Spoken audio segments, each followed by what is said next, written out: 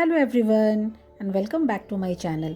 आज हम बात करने वाले हैं कि कैसे हम स्वयं को हाई वाइब्रेशंस में बना के रख सकते हैं। एनर्जीज, फ्रीक्वेंसीज, वाइब्रेशंस, ये आप सबने सुना है और आप सबको पता होगा इन चीज़ों के बारे में। आज मैं आपसे सिर्फ 5 पॉइंट्स शेयर करने वाली हूँ जो मैंने अपने जीवन में अप्लाई किए हैं और मुझे इसके बहुत अच्छे रिजल्ट्स मिले हैं। तो मैं ये आपसे शेयर करने जा रही हूँ कि ये 5 पॉइंट्स अगर आप भी अपने जीवन में अप्लाई करेंगे तो आप भी स्वयं को हाई वाइब्रेशंस में मेंटेन करके रख सकते हैं। तो आइए जानते हैं क्या है वो 5 तरीके।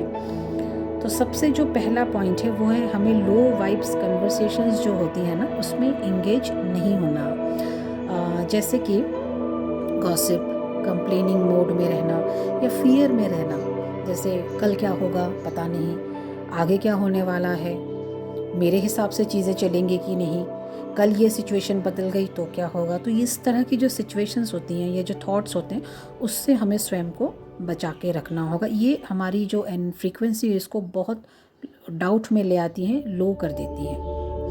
अब बात करते हैं जो दूसरा पॉइंट है कि वो क्या है, तो वो है अपनी एनर्जी को लीक होने से हमें बचाना है।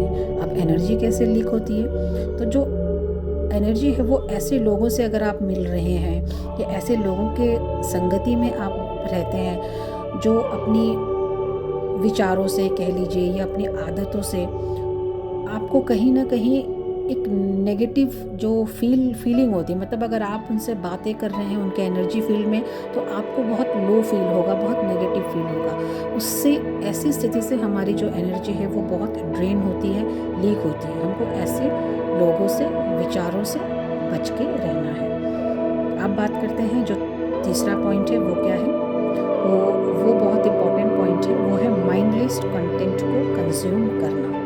अब आज का जो ज़माना है वो सोशल मीडिया का ज़माना है। इस ज़माने में कंटेंट की तो कोई कमी नहीं है ना। जो रील्स के माध्यम से, शॉर्ट्स के माध्यम से ऐसे बहुत कंटेंट हम कंज्यूम करते हैं डेली, जो ना केवल हमारा समय बर्बाद करते हैं वरन हमारी ऊर्जा को भी डिप्लीट करते हैं। हमें इससे बहुत बच के रहना, ये बहुत ही हमारी एनर्जी को ड्रेन करती है। अब जानेंगे चौथा पॉइंट है वो है कंट्रोलिंग माइंडसेट।